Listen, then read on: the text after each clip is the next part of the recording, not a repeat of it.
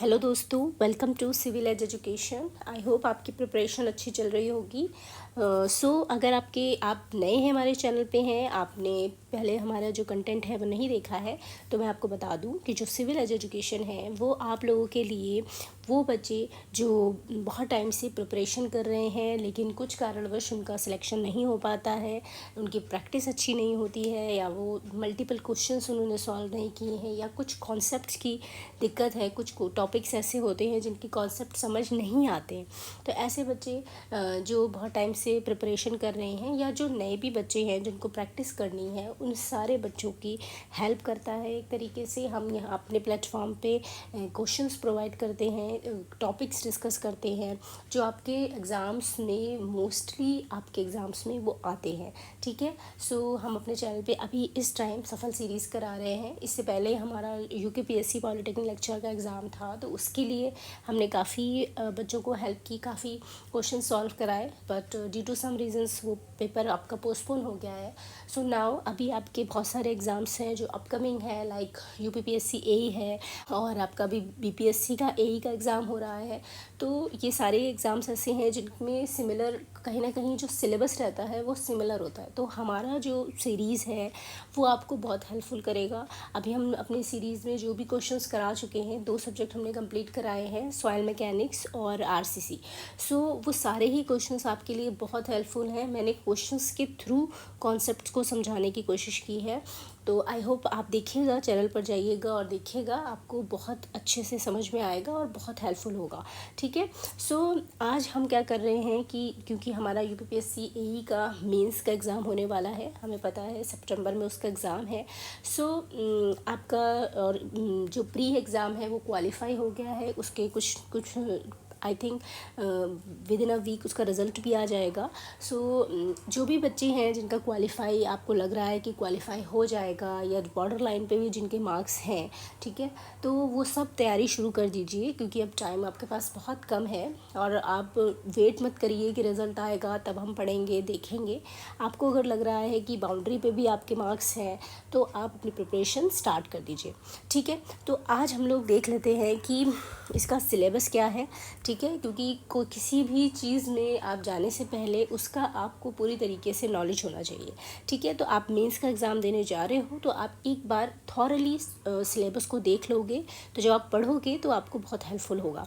ठीक है, तो जो आपका मेंस का सिलेबस है वो कुछ इस तरह से रहेगा, जिसमें कि 2 पेपर आपके रहेंगे। ठीक है, मेंस के जो पेपर रहता है उसमें आपके 2 पेपर रहते हैं। ठीक है, जो आपका पेपर 1 है, ठीक है, उसमें आपका जर्नल हिंदी और main subject, like civil engineering अगर आप बैकग्राउंड से हैं तो आपका सिविल इंजीनियरिंग का पेपर 1 रहेगा और हिंदी रहेगी। ठीक है, और ये आपका 25 क्वेश्चंस इसमें रहेंगे, जो कि 3 मार्क्स के होते हैं। टोटल आपके जो मार्क्स हो जाएंगे वो 75 हो जाएंगे। ठीक है, और ऐसे ही जो आपका मेन सब्जेक्ट है, लाइक सिविल है, उसके आपको 100 क्वेश्चन पूछे जाएंगे और वो 3 मार्क्स का होगा। ठीक है, जिससे कि आपके टोटल 300 हो जाएंगे क्वेश्चंस। ठीक है, ये पूरा जो पेपर रहेगा आपका वो 2.5 घंटे का रहेगा। ठीक है, 375 मार्क्स आपको इस पेपर से मिलेंगे। फिर आपका सेकंड पेपर रहेगा, जिसमें कि जर्नल स्टडीज़ आपकी रहेगी, और दूसरा जो मेन सिविल इंजीनियरिंग का सब्जेक्ट है वो रहेंगे, बाकी के जो सब्जेक्ट है वो रहेंगे। ठीक है, तो कुछ सब्जेक्ट्स जो होंगे वो आपके पेपर 1 में रहेंगे सिविल के, और कुछ सब्जेक्ट आपके पेपर 2 में रहेंगे। ठीक है, और ये जो जनरल स्टडीज़ है, इसमें भी आपके 25 क्वेश्चन रहेंगे, 3 मार्क्स ईच रहेगा, वही 75 मार्क्स। और दूसरा जो पेपर है वो 100 क्वेश्चंस रहेंगे, 3 मार्क्स ईच, और ये 300 मार्क्स का होगा। ठीक है, टोटल आपके 375 मार्क्स इस पेपर के भी होंगे, और इसमें भी आपको 2.5 घंटे मिलेंगे। ठीक है, तो ये याद रखिएगा कि ये जो दोनों पेपर रहेंगे ये एक ही दिन पे आपके रहते हैं। ठीक है, लाइक मॉर्निंग शिफ्ट और इवनिंग शिफ्ट रहती है। मॉर्निंग में आपको 2.5 घंटे में पहला पेपर आपका रहेगा, और पेपर 2 फिर आपका इवनिंग में रहेगा। ठीक है, तो चलिए कुछ देख लेते हैं, इन डेप्थ सिलेबस देख लेते हैं। तो जो हिंदी है वो जनरली आपने प्री में के लिए भी पढ़ी होगी, तो हिंदी का तो वही सिलेबस है, हाई स्कूल लेवल का आपका रहता है, तो आपको वो हिंदी पढ़नी है। बाकी आपकी सामान्य हिंदी हो गई है, जो जनरली इसमें जो पूरा दिया हुआ है कि समसामयिक घटनाओं एवं ऐसी बातों की उन्हें वैज्ञानिक पहलुओं पर ध्यान देते हुए जानकारी सम्मिलित होगी जो प्रतिदिन के अनुभव में आती है तथा जिनकी किसी शिक्षित व्यक्ति से अपेक्षा की जा सकती है। प्रश्न पत्र में मेन आपको जो ध्यान रखना है वो भारत का इतिहास है, ज्योग्राफी, हिस्ट्री, पॉलिटी, ये सारे सब्जेक्ट आपको पढ़ने हैं। साथ साथ जो करंट अफेयर्स रहते हैं वो आपको पढ़ने हैं, ठीक है। अब हम देख लेते हैं कि जो सिविल इंजीनियरिंग का सिलेबस है हमारा, क्योंकि हम यहाँ पे सिविल इंजीनियरिंग ही पढ़ाते हैं, तो सिविल इंजीनियरिंग का सिलेबस जो पेपर 1 का है वो आपका रहेगा, जिसमें कि आपको engineering mechanics, strength of material and structure analysis, ठीक है। तो ये आपका जो पेपर 1 है उसका पार्ट ए है, ठीक है। तो मैकेनिक्स भी आएगा इसमें, मैकेनिक्स के जितने भी टॉपिक्स रहते हैं आपके, ठीक है। तो वो देख लीजिए, यूनिट्स एंड डायमेंशंस हो गया, एसआई यूनिट्स हो गई, मोस्टली पूरा सिलेबस है मैकेनिक्स का, तो वो आपको कवर करना रहेगा। बाकी स्ट्रेंथ ऑफ मटेरियल का पूरा सिलेबस है जो जनरली हम पढ़ते हैं अपने बीटेक में, तो ये सारा सिलेबस है जिसमें कि थिन और थिक सिलेंडर भी है। बहुत सारे एग्जाम्स में ये नहीं पूछा जाता, बट इसमें सारी चीज़ें पूछी जा रही हैं, ठीक है। बाकी स्ट्रक्चर एनालिसिस है, ठीक है। तो स्ट्रक्चर एनालिसिस का भी जो आपका पूरा सिलेबस है वो ये यहाँ पे दिया हुआ है डिटेल में, ठीक है। तो जब हम सफल सीरीज़ में क्वेश्चंस कराएंगे तो हम सब टॉपिक्स लेके चलेंगे, ठीक है। आपका जैसे कि स्ट्रक्चर एनालिसिस लाइक कास्टेग्लियानो थ्योरम है फर्स्ट एंड सेकंड, तो उसके हम सारे क्वेश्चंस आपको करा देंगे, जितने भी मोस्ट इंपॉर्टेंट क्वेश्चंस रहते हैं, जिससे कि आपके ओवरऑल सारे क्वेश्चंस प्रिपेयर हो जाएंगे, ठीक है। फिर ये पार्ट भी है जिसमें कि design of structures, steel, concrete and machinery structures, ये आ जाएगा, ठीक है। तो लाइक स्टील डिज़ाइन में जैसे कि हम देखते हैं कि आपका फैक्टर ऑफ सेफ्टी है, लोड फैक्टर्स है, ठीक है। तो बोल्ट्स एंड बेल्ट्स है, और फिर आपके कंप्रेशन मेंबर, टेंशन मेंबर, ठीक है, गर्डर्स वगैरह के क्वेश्चंस, तो ये पूरा सिलेबस आपका है, ठीक है। बाकी इसमें आप देख लो कि आपका प्लेट गर्डर, यही डक टाइप जो भी रहता है, plate girder, Warren girder and प्रेटर्स, तो ये सारे चीज़ें हैं, ठीक है। फिर design of concrete and machinery like RCC, तो आरसीसी आपका पूरा है, ये सिलेबस है आरसीसी का, आप देख लो, ठीक है। जिसमें कि कुछ जो बीआईएस कोड है उससे रिलेटेड कुछ आपके रिकमेंडेशंस हैं वो आपको पढ़ने रहेंगे। बाकी तो आपका वही सिलेबस है जो आपका बीटेक में रहता है, ठीक है। तो ये आप देख लीजिएगा। और इसमें एक इम्पॉर्टेंट है, इसमें टैंक्स भी आएगा, ठीक है। तो टैंक्स के बारे में भी आपको पढ़ना है, रेक्टेंगुलर एंड सर्कुलर टैंक्स, जो कि बीआईएस कोड के द्वारा जो कुछ रिक्वायरमेंट्स दी हैं टैंक की, मैं क्वेश्चन कराऊंगी टैंक के भी, मैंने कराए हैं, मतलब ये आरसीसी तो करा ही चुके हैं, तो उसमें हमने टैंक्स के भी क्वेश्चन कराए हैं, आप देख लेना, ठीक है। और अर्थक्वेक रेजिस्टेंस बिल्डिंग, तो जो आपका कोड रहता है, ठीक है, तो उससे क्वेश्चंस भी पूछे जाएंगे आईएएस कोड के, ठीक है। IS 1893 2016 जो रहा अभी जो रिसेंट है 2016 वाला, उसमें बहुत सारे कुछ टॉपिक्स हैं जिनसे क्वेश्चंस आते ही हैं, कुछ क्लॉजेस से, तो वो पूछ लेगा। बाकी आपका ब्रिक मशीनरी हो गया, और ये सारी चीज़ें हैं, ठीक है। फिर पार्ट सी है, पार्ट सी में जिसमें कि आपको building material, construction technology, planning and management, building materials, ठीक है। तो ये सब CTM का पार्ट है, आपका बिल्डिंग मटेरियल का पार्ट है, ठीक है। तो ये आप देख लीजिएगा। और बाकी पार्ट जो डी है उसमें जियो टेक्निकल एंड फाउंडेशन इंजीनियरिंग, ठीक है। तो अगर हम देखें कि जो पेपर 1 है उसमें कितने सब्जेक्ट हैं आपके, काउंट कर लेते हैं, फर्स्ट, सेकेंड एंड थर्ड, तीन ये हो गए, ठीक है। 3 4 5 4 और 5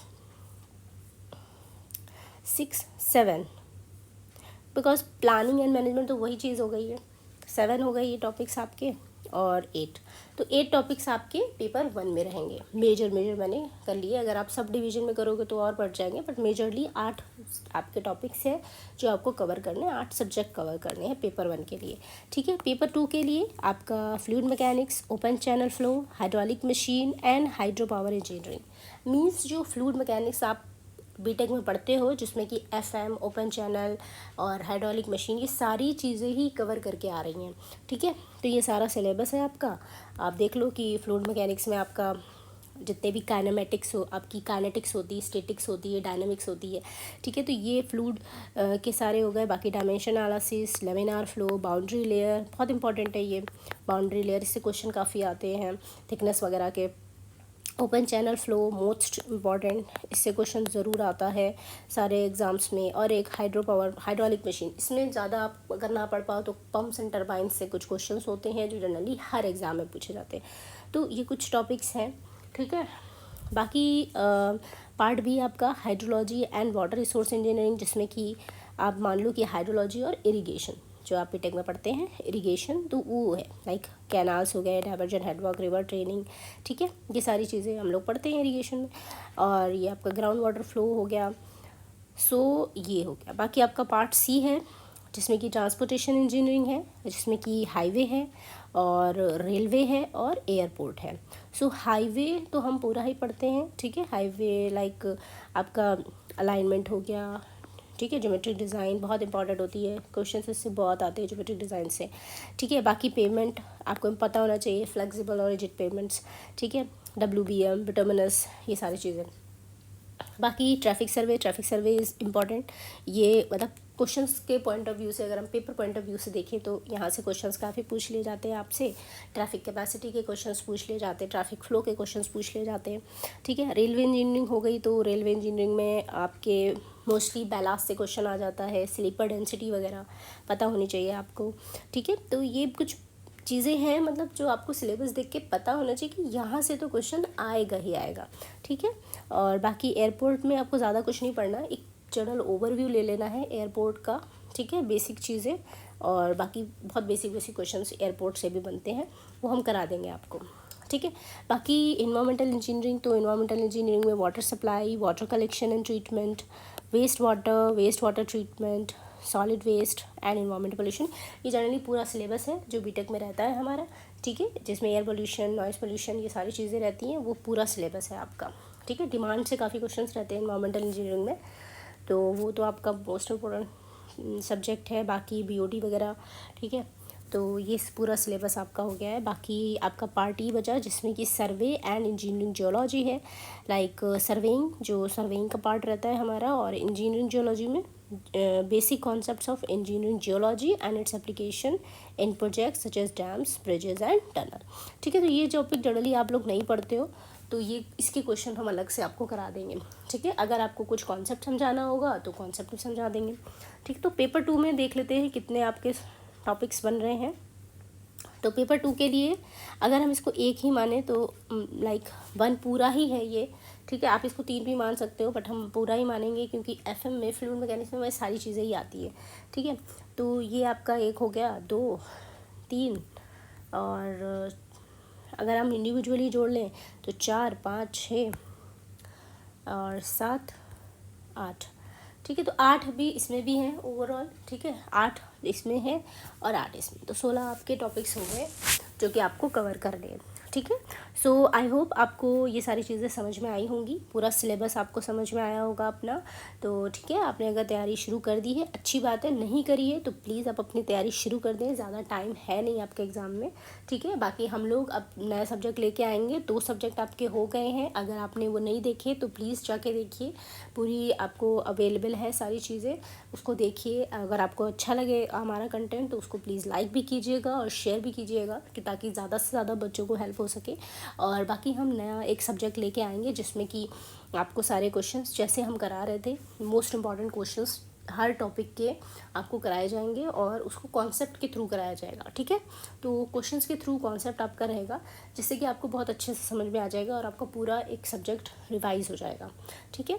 सो आई होप आपको ये पसंद आया हो, और अगर आपको ये वीडियो पसंद आई है तो प्लीज़ इसको लाइक कीजिए, ज़्यादा से ज़्यादा लोगों तक शेयर कीजिए, और हमारे चैनल सिविल एज एजुकेशन को सब्सक्राइब कीजिए ताकि आपको और इससे बेहतर कंटेंट हम प्रोवाइड कर सकें, ठीक है। Thank you so much.